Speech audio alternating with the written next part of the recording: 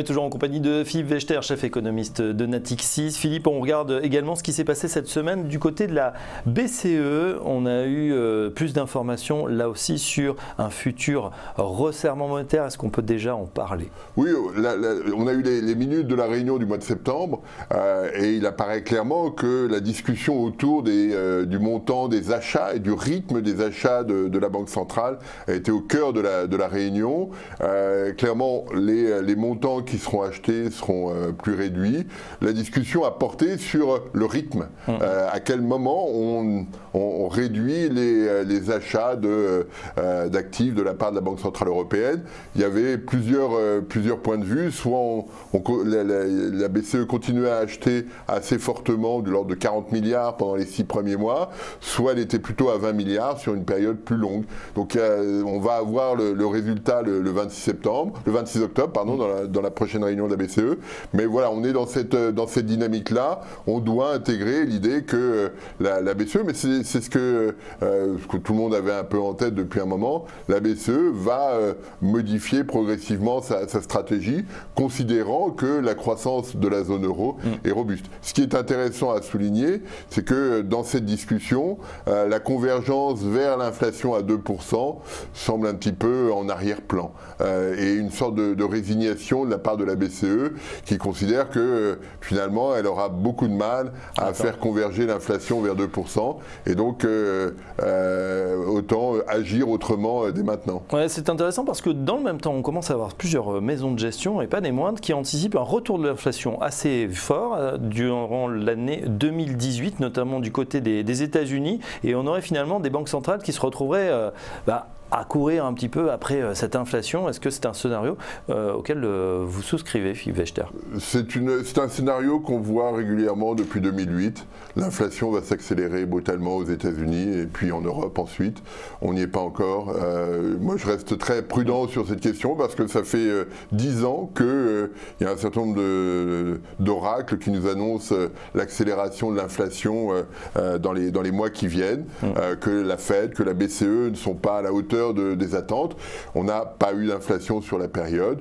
Pour l'instant, on n'a pas de signaux tangibles qui permettraient d'aller dans ce sens-là. Donc, restons prudents et voyons les choses un petit peu au jour le jour sur cette question. Nous ne considérons pas qu'il y ait un risque d'accélération forte de l'inflation. La question, c'est de savoir si on converge vers 2%, si c'est ça l'accélération de l'inflation, ou si on va vers 3-4%. C'est pas du tout la même chose, ça donne pas du tout les mêmes signaux. Et si on veut parler d'accélération franche de l'inflation, c'est qu'on va vers 3-4. C'est pas un scénario qui me paraît consensuel aujourd'hui. Pratiquement le double de l'objectif que pour l'instant on a du mal à atteindre. Donc on en est encore loin, on a en creux la réponse.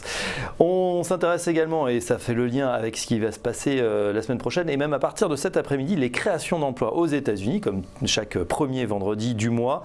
Là, on attend, si on en croit les enquêtes du secteur privé ADP, là aussi plutôt des bons chiffres du côté des États-Unis. Oui, avec un aléa qui va être assez marqué, lié aux conséquences des ouragans du sud des États-Unis.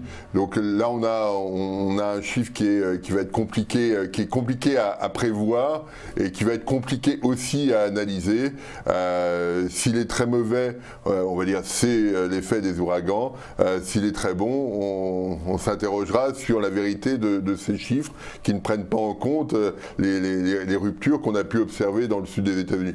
Donc attendons surtout la note qui sera associée à cette publication. Le Bureau of Labor Statistics publie une note généralement très détaillée sur ce qui se passe, et au moment des ouragans, elle a des éléments très précieux pour interpréter ces chiffres et nous donner effectivement ce qui a fonctionné, enfin ce qu'elle a observé ou pas. Et ça va être ça le plus intéressant. La semaine prochaine, Philippe Wechter, qu'est-ce qu'on va regarder? Est-ce qu'il y a des temps forts? Il y a deux, trois choses. Il n'y a pas grand-chose en Europe. On va voir des chiffres de production industrielle, des confirmations d'inflation. Mais ça va être encore aux États-Unis où on va avoir les minutes de la dernière réunion de la Banque centrale. Là aussi, comment les discussions se sont passées dans la présentation de cette réduction attendue du bilan, des mesures mesures qui ont été annoncées. On va avoir les chiffres d'inflation aussi aux États-Unis, là aussi toujours important parce que la Fed, la Banque centrale américaine, est toujours dans la même situation. Comment elle imaginait il y a quelques mois que l'inflation était stabilisée autour de 2%. Ça n'est pas le cas et donc elle est un petit peu gênée aux entournures par cette situation et donc ça contraint forcément sa stratégie de politique monétaire. Donc ce chiffre-là sera intéressant à suivre. Puis on a les ventes de détail américaines aussi qui sont toujours importantes à suivre pour voir quelle est la perception des consommateurs américains sur leur environnement. Une dernière question justement sur les États-Unis, un peu de prospective. Certains anticipent maintenant peut-être un certain succès de la part de Donald Trump pour pouvoir enfin faire passer une réforme sur l'impôt sur les sociétés avec une alliance peut-être avec les démocrates. Qu'est-ce que vous en pensez ? Il faut voir l'ensemble de la réforme. Tout ce qui a été proposé jusqu'à présent était une réforme à la fois sur l'impôt sur les sociétés et l'impôt sur les ménages. L'impôt sur les ménages, les mouvements qui étaient proposés étaient absolument inéquitables, puisqu'il fallait être très riche pour profiter au maximum de la baisse d'impôts. Hein. Si on était pauvre, on n'en profitait pas. Alors, est-ce qu'il y aura dissociation dans les baisses d'impôts en se focalisant uniquement sur les entreprises? Ça reste à voir, sachant que ces mesures, de toute façon, ne sont pas spontanément financées. Donc, si effectivement elles sont mises en œuvre, il faut s'attendre à une accentuation du déficit public américain. Donc, voyons tout ça au fur et à mesure. Merci Philippe. Philippe Wechter, chef économiste de Natixis, avec nous ce matin sur TV Finance. Dans un instant, la suite du programme.